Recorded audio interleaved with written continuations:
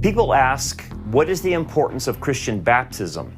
So there's a lot of confusion out there, especially among the cults that say that baptism is required for salvation. Well, baptism is not required for salvation. You get saved by faith alone in Messiah, and He gives you everlasting life. What baptism is a picture of the spiritual transaction that has happened when you give your life to Christ.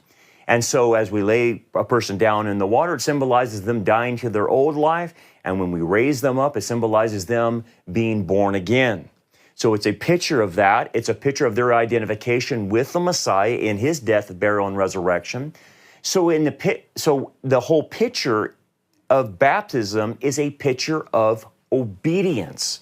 It is the first step of obedience in a life of obedience to the Messiah.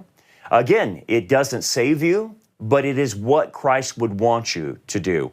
Just like He doesn't want you to steal, just like He doesn't want you to murder, He wants His believers to be baptized. So that's what baptism is. So don't get confused, like a lot of the cults say, that you have to be baptized in order to be saved.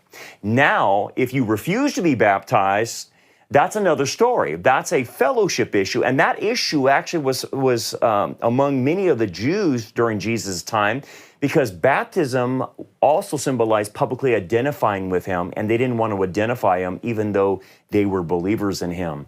So we want to make sure we're baptized because it's an act of obedience.